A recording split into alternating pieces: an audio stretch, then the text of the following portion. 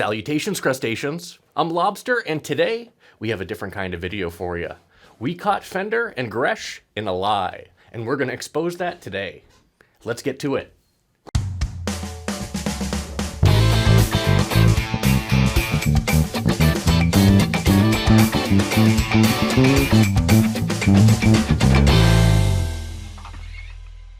This is the Gretsch Electromatic Junior Jet G2220, a short scale bass and one of the cheapest short scale offerings from Fender. Fender has been producing guitars for Gretsch since 2002. I purchased this bass not too long ago, and I was looking forward to reviewing it. A lot of people out there have asked me to make a video on this particular instrument, specifically because of its great playability, great tone, and just overall great value as a short scale bass. I was intrigued.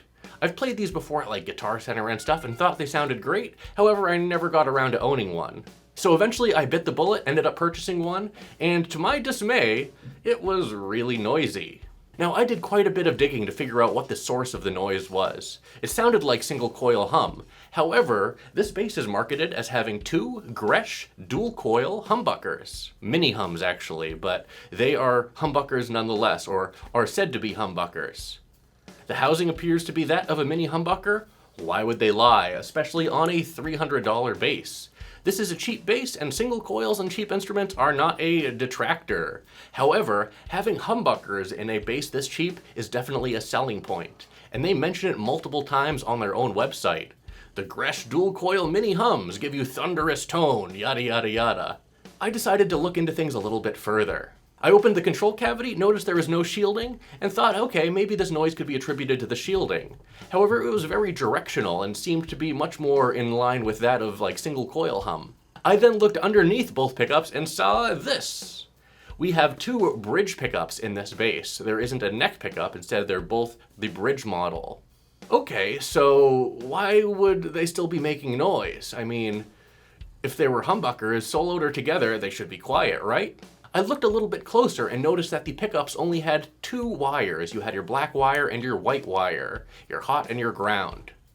This is usually indicative of a single coil pickup, though not always, as there's plenty of pre-wired humbuckers that only give you access to two wires instead of four. What I did next was I ordered some magnetic viewing paper. You can get this for pretty cheap on like Amazon or anywhere. I'm going to have some linked in the description below. And what this will do is show you the magnetic field of a pickup. So if I hold this in front of this Gretsch pickup here, you'll see something like this. The black area signifies the magnetic field, where everything that's green is just not magnetized.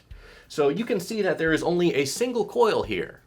Now this is not indicative of a single coil pickup necessarily, as there are such things as stacked humbuckers, where you have two coils, one on top of each other instead of side by side. So the only way to really see what is going on with these pickups is to open them up. And that's exactly what I did, and that's why there's one pickup missing here. And the final result is this. A single coil pickup. This is a single coil. This is not a humbucker. We have a bunch of magnets, including underneath the pickup, and then a couple magnets that are wrapped thickly by wire. A single coil of wire. There is no split. There are no two coils. This is a single coil pickup. Fender has been producing these basses for over a decade. And thousands upon thousands of these have been sold. And during that time, they have been marketing them as having humbuckers. This is not a humbucker, my friend. This is not a humbucker. Now, why would they do this? Why would they say that these are humbuckers when they're not?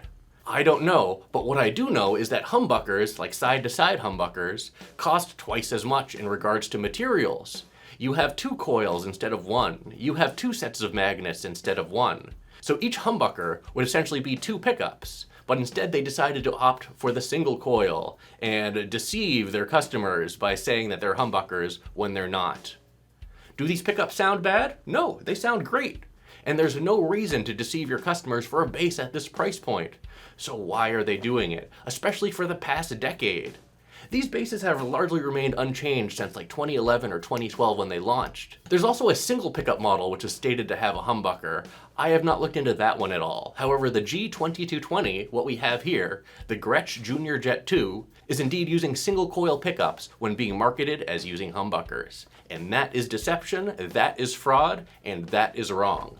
Because of that, we will not be reviewing this bass or any instruments from Gretsch, and on top of that, we are waiting for Fender to respond to this. That's right, Fender, you are being scolded by a guy wearing a lobster claw in his basement in his pajamas. Shame on you for deceiving your customers, and shame on you for perpetuating this for over a decade. I also made a thread about this topic on TalkBass, and have received multiple responses about other people with the same style of pickup. And I reached out to some of my basstuber friends like Johnny Dibble and Bully the Kid, who both own these basses. Johnny has confirmed with magnetic viewing paper as well that his pickups are the same configuration as this one, which means that it's probably likely that most, if not all, of the other Gretsch Junior Jet G2220s are rocking the same style pickup. How does Fender make this right? What are they going to do? Are they just going to correct their webpage and say, oh, well, tough nuggets, we made a mistake? I think that's wrong, considering that thousands of people purchase these instruments with the assumption that they're getting a bass with humbuckers when they are not. Is Fender going to recall the instruments? Is Fender going to send out new pickups for all these instruments and cover the installation costs? I don't know, but I'm waiting for them to respond because this is a big deal and we as consumers deserve answers. So with all that being said, I absolutely cannot recommend this bass, simply because of the deceptive marketing that is being done by Fender and Gretsch. I absolutely can't recommend it. Regardless of how good it sounds or how well it plays, I cannot get behind a product that is being marketed deceptively or a company that is lying to its customers. So that is it. I'm waiting for a response from Gretsch or Fender. I both emailed them and left them a phone message. I spoke with someone and detailed everything that I have mentioned here today. I'm waiting for a response, though I don't think I'm going to get one. But regardless, I thought it was extremely important to let you all know what is going on with this particular instrument. In summary, Gretsch and Fender are lying to you, the consumer, about this bass. And I, for one, am not going to take it. Well, that's it for this video. Thanks for watching, everyone. Be sure to like, subscribe, join our Discord channel, and leave a comment down below. Let me know what you think about Fender and Gretsch lying to you about the Gretsch Junior Jet. I think it's a shame. And as always, until we groove again,